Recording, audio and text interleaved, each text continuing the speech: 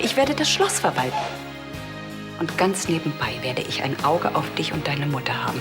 Ab sofort Graf Lahnstein, Frau Ryan. Selbstverständlich. Graf, Gräfin, ich wünsche noch einen guten Appetit. Ich bin der Vater, nicht er. Sebastian, ich weiß, daran musst du mich nicht erinnern. Wenn dein Vater Krieg will, bitte, mir reicht's. Ich werde um meine Tochter kämpfen.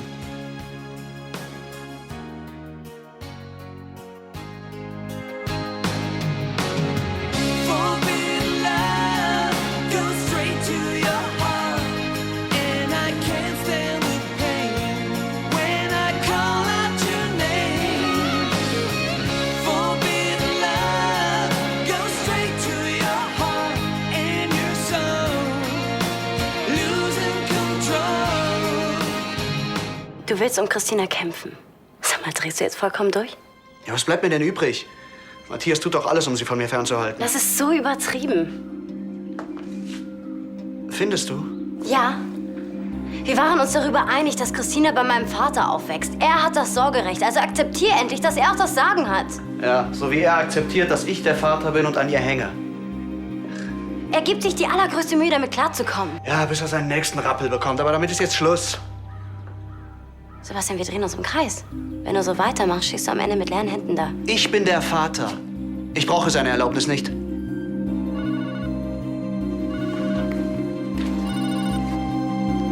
Oh, das kannst du ihm gleich selbst sagen. Papa? Ja, hallo Märchen. Du, hast du Lust auf einen Sprung in Schneiders zu kommen? Entschneid das jetzt gleich? Ja, es gibt Neuigkeiten. Aha. Ja, ich erkläre es dir bei der Tasse Kaffee. Einverstanden? Ja, gut, ich komme. Ich bin hier eh gerade fertig. Ja, du, und sag Sebastian, dass ich mich freuen würde, wenn er dazu käme. Nee, Sebastian kann nicht. Der sitzt gerade über einem ganz aussichtslosen Fall.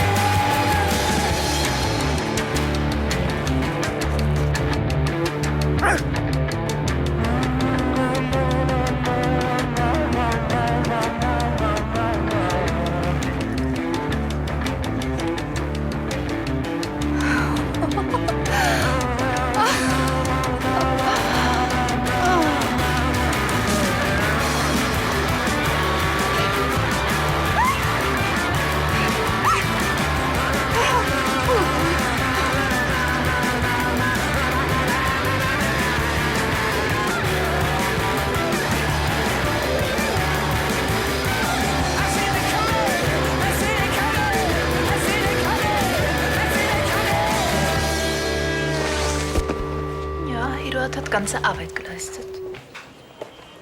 Was machen wir jetzt? Sollen wir Waldensteig seinem Schicksal überlassen? Wir haben weder Geld noch ein Sanierungskonzept. Was ist denn mit deiner Tante? Tante Josephine. Ja. Hast du nicht gesagt, die hat unglaublich viel Kohle? Tante Josephine würde ihr Geld niemals hergeben. Und mir schon mal gleich gar nicht. Warum nicht? Weil sie mit meinem Papa zerstritten ist. Wieso? Oder war. Warum?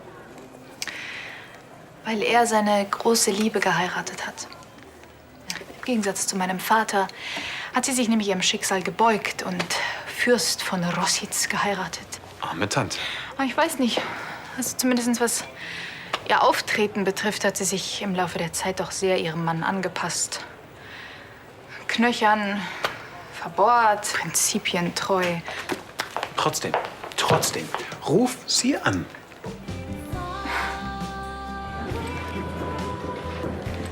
Hallo. Ah, schön, dass du da bist. Julia. Und was gibt es so Wichtiges? Ja, ich weiß gar nicht, wie ich sagen soll. Arno ist weg. Wie? Weg? Hat er einen Rückfall, liegt er im Krankenhaus? Nein, es geht ihm gut. Er ist verreist auf unbestimmte Zeit. Was? Und wohin? Das wollte er spontan entscheiden. Am Flughafen. Aber das kann er doch nicht einfach so machen. Jetzt mal langsam, Lydia. Er ist alt genug, solche Entscheidungen zu fällen. Gut, es kommt ein bisschen plötzlich. Ja, im Grunde seines Herzens war unser Arno schon immer ein Abenteurer. Er hat mir auch immer gesagt, dass er schon immer so eine große Reise machen wollte. Irgendwie kam er nie dazu. Bis jetzt. Bin ich etwa die Einzige, die sich Sorgen um Arno macht?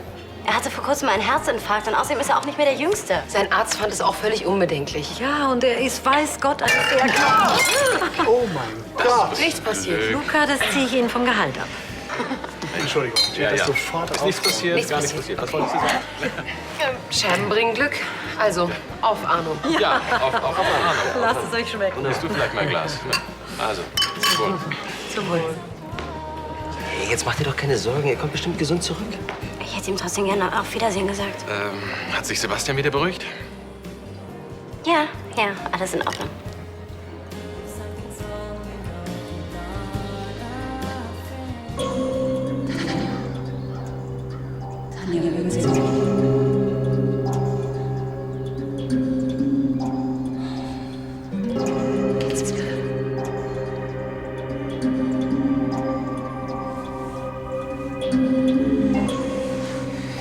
Bin ich denn hierher gekommen?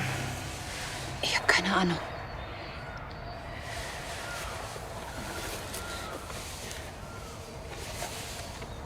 Was ist denn passiert? Das weiß ich nicht. Ich habe sie zufällig vom Fenster aus gesehen und sie haben einen total verwirrten Eindruck auf mich gemacht.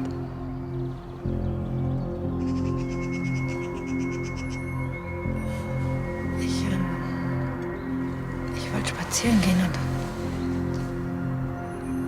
war mir auf einmal schwindelig und da waren so Dinge. Dinge? Was für Dinge? Ich weiß nicht genau. Bunt und grell und irgendwie unwirklich. Da waren nur noch Geräusche. Ist gut, ist gut. Und weiter? Weiter weiß ich nicht. Kommen Sie helfen. Sie sind noch schwindelig. Ja, ein bisschen.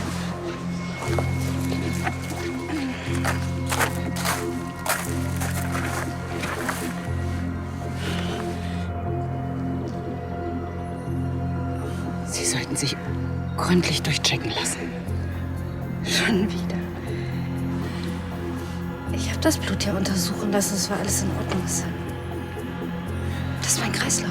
Hören Sie, Sie sind streckenweise überhaupt nicht ansprechbar. Sie haben Angst.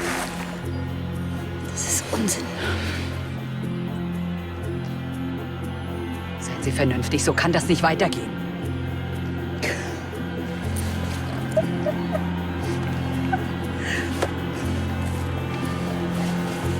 Alles in Ordnung?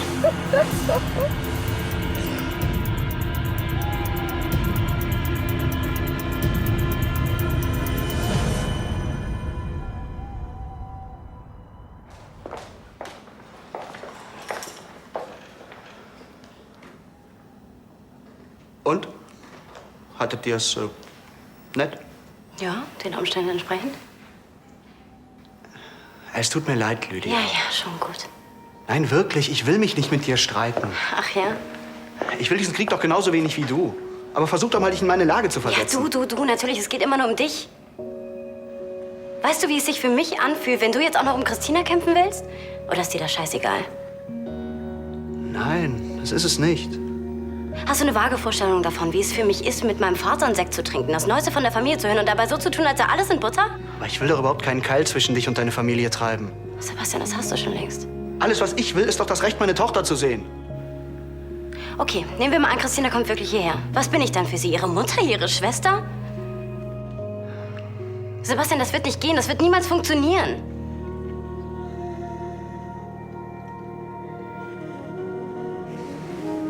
Komm mal her.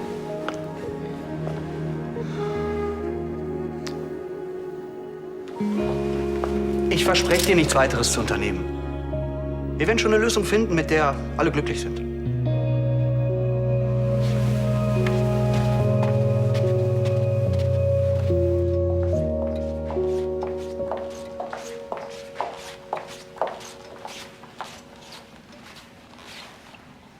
Danke, das ist lieb.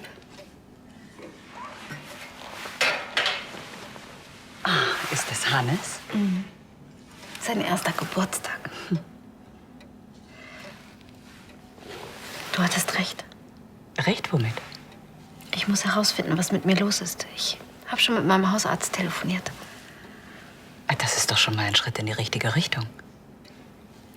Und ich habe selbst ein bisschen recherchiert. Und die Symptome, Ja? ich habe Angst, dass es ein Hirntumor sein könnte. Ein Hirntumor. Aber das wäre ja... Jetzt machen Sie sich nicht verrückt. Wahrscheinlich gibt es eine andere, ganz harmlose Erklärung für die Beschwerden. Ich muss gleich morgen früh in die Klinik und dann machen sie eine Computertomographie. Ach, was tust du denn hier? Ich dachte, du wolltest das Schloss verwalten, im Rahmen deiner Möglichkeiten. Und ich dachte, wir hätten uns auf einen Sieg geeinigt.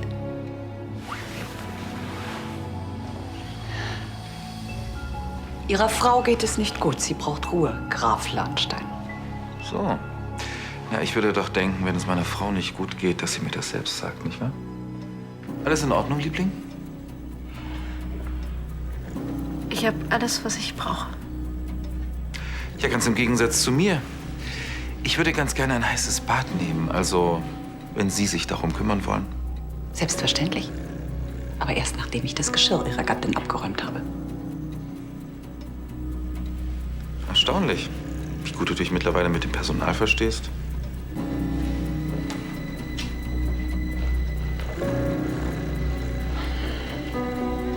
Wenn ich sonst noch was für Sie tun kann. Nein, danke, ich.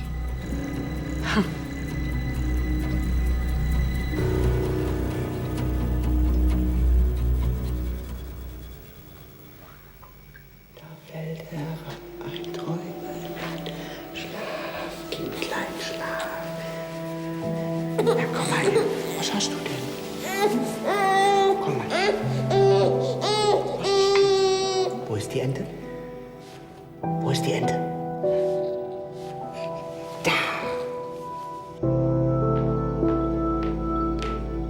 Graf Lahnstein? Kann ich Ihnen behilflich sein? Nein, danke. Ich mache mir nur noch meine heiße Milch mit Honig. Mit Verlaub, das kann auch eines der Mädchen für Sie erledigen. Nicht nötig, das mache ich schon selbst. Sie sind doch hoffentlich nicht krank. Nein. Aber bitte lassen Sie sich von mir nicht aufhalten. Nein. Gute Nacht. Schlafen Sie gut.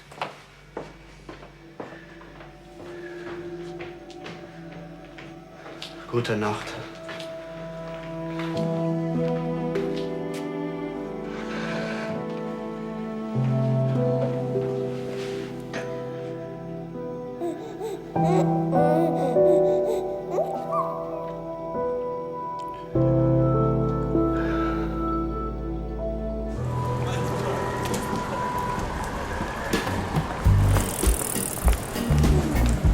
Morgen ihr zwei. Cappuccino? Ja, gern. Ich nehme auch einen. Ich mach das schon. Und? Wie sehe ich aus? Ehrliche Antwort? Wie frisch aus dem Beerdigungsinstitut. Dann ist es genau richtig. Klärst du uns auf? Luise trifft sich mit ihrer Tante. Ja, aber das ist doch kein Grund, gleich Trauerkleidung anzuziehen. Naja, Ihre Meinung über die korrekte Kleidung ist ein bisschen konservativ. Das ist dann bestimmt deine Lieblingstante, oder? Nein, eher nicht. Aber es geht um den Erhalt von Waldensteig und da muss ich schließlich guten Willen zeigen. Ach so, du willst Tantchen um Geld fragen. Also um ehrlich zu sein, will ich, dass sie das Schloss kauft. Das sollte unmöglich sein. Ach, aber das wird schon. Ein Blick aus deinen Augen und sie wird dahin schmelzen. Das kannst du vergessen. Tante Josephine ist gegen schöne Augen absolut immun. Josephine von Rossitz? Du kennst sie? Nein, nur von Fotos, aber wenn die nur halb so knöchern ist, wie sie aussieht, dann... Ja, ich fürchte, die Fotos geben sie ganz gut wieder. Hey, das wird schon, okay? Du hast gute Argumente. Und du bist nicht mit irgendeinem windigen Guru nach Indien abgehauen. Ja, stimmt. Ich bin nur mit einem dahergelaufenen Bruchpiloten verheiratet. Ja, der früher als Callboy gearbeitet hat. Ja, ich glaube, der Indien-Guru wäre gegen eine wirklich gute Partie.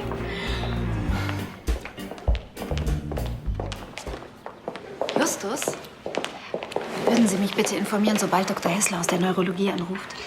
Selbstverständlich, Gräfin. Ich gehe jetzt was frühstücken. Wenn ich gleich nicht mehr im Esszimmer bin, dann bin ich in der Suite. Das Telefonat ist wirklich sehr wichtig für mich, ja? Sie können sich auf mich verlassen, Gräfin. Ach, warten Sie noch mal. Können Sie Elisabeth noch sagen, dass ich sie sprechen möchte? Die Gräfin, ich meine, die ehemalige Gräfin, also Frau Ryan hat heute leider einen Termin außer Haus mit einem unserer Lieferanten. Ja, dann geben Sie mir noch Bescheid, sobald sie wieder hier ist. Selbstverständlich. Los. Guten Morgen, die Herrschaften. Würden Sie mir bitte verraten, was meine Frau von unserer Schlossverwalterin will? Bedauere, das weiß ich nicht. Natürlich. Sie wissen selbstverständlich von nichts.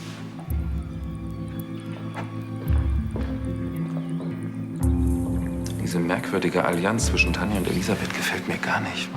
Hast du Angst, dass Elisabeth etwas herausfindet? Jedenfalls sollten wir höllisch auf der Hut sein. Komm, reiß dich zusammen. Naja, das ist ja nur noch ein kleiner Schritt und jeder Mediziner wird bestätigen, dass Tanja reif für die Klapse ist.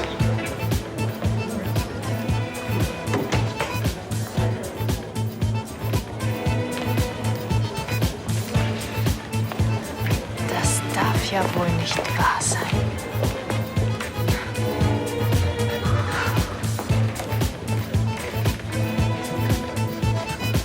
Tante Josephine, es ist schön, dich nach so langer Zeit wiederzusehen.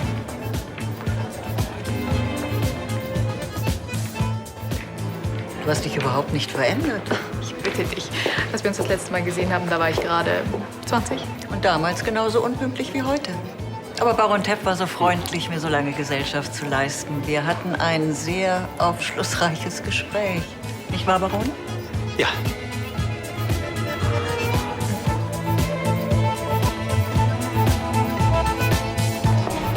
Hallo, Frau Badura. Könnten Sie das bitte meinem Mann geben? Das hat er zu Hause vergessen und ich möchte ihn jetzt nicht stören. Sie können ruhig reingehen. Ja, aber er ist ja offensichtlich in einer Konferenz. Die beiden Herren da sind Anwaltskollegen, mit denen er eine rein private Angelegenheit bespricht. Eine Privatangelegenheit? Leinstein Holding, Badura, guten Tag. Sie wissen aber nicht zufällig, worum es geht. Einen Moment bitte.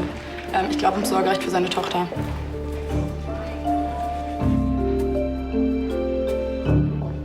Also dieses wechselhafte Wetter, das macht mich ganz fertig. Ja, es schlägt einem enorm auf den Kreislauf. Und bei dir, Liebling, alles wieder in Ordnung? Was? Macht dir das Wetter auch so zu schaffen? Ihr Anruf, Gräfin. Geben Sie her. Dr. Hessler? Haben Sie das Ergebnis? Was heißt denn das im Klartext?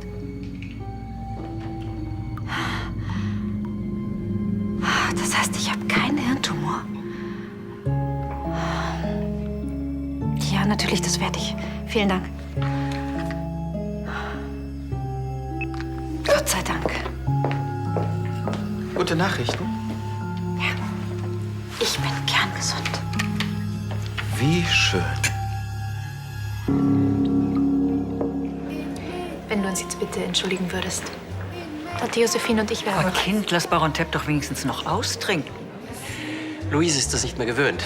Im Etablissement ihres Mannes pflegt man den Kaffee im Stehen an der Bar herunterzustürzen. Ja, genau. Und was ich jetzt noch brauche, wäre eine detaillierte Kostenaufstellung. Ich fürchte, die wird Ihnen nicht weiterhelfen. Natürlich schon, weil sonst kann ich ja kein Sanierungskonzept erstellen. Ja, das wird wohl auch nicht mehr nötig sein. Was soll das heißen, das wird nicht nötig sein? Du bist blass, Luise. Das wird der Sauerstoffmangel sein. Sie müssen verstehen, Luise lebt jetzt sehr beengt. In einer Zweizimmerwohnung. Zu dritt. Luise? Ich war der Ansicht, wir beide sind verabredet. Das war ja dann wohl ein Missverständnis. Es tut mir leid, ich werde eure Unterhaltung nicht länger stören. Einen Moment. Bitte. Luise hat recht, wir haben einige wichtige geschäftliche Dinge zu besprechen. Unter 4 Augen. Selbstverständlich. Es war ein Vergnügen. Ganz meinerseits.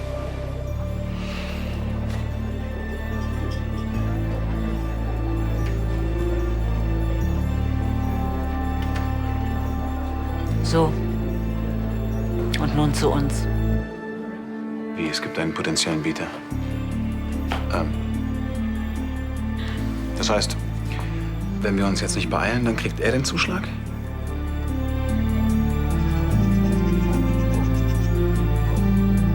Entschuldigen Sie bitte. Frau Rahn ist wieder im Haus. Na, wie schön. Vielleicht richten Sie einfach aus, dass ein Doradenfilet sich in der Regel durch Grätenfreiheit auszeichnet. Dann kann bei diesem Tier hier keine Rede sein. Wie Sie meinen. Der Graf und die Gräte. Klingt wie eine schlechte Telenovela.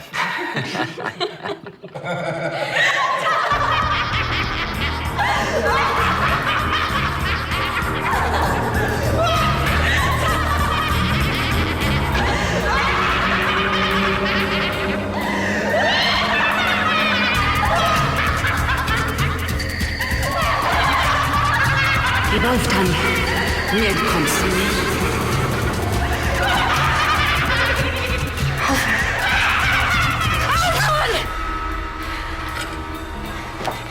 Du kriegst mich nicht. Du nicht, du alte Hexe. Es muss doch irgendeine Gesetzeslücke geben, die es mir ermöglicht, das Sorgerecht für meine eigene Tochter zu bekommen. Ich sehe keine. Hey, alles klar bei dir? Nichts ist klar.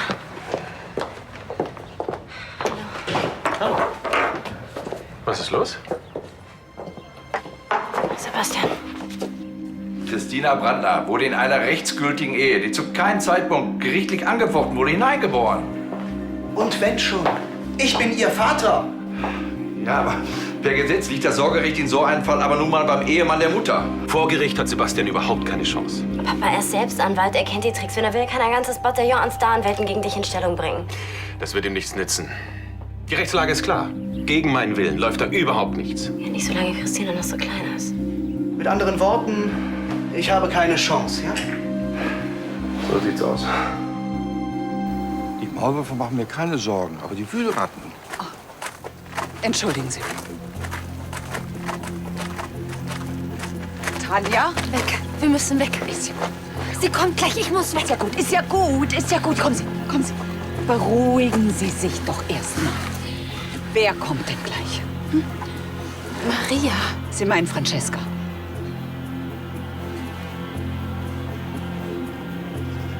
Es ist Unsinn. Schwindel. Was ist Schwindel? Sie ist nicht Francesca. Aber das ist ein Geheimnis.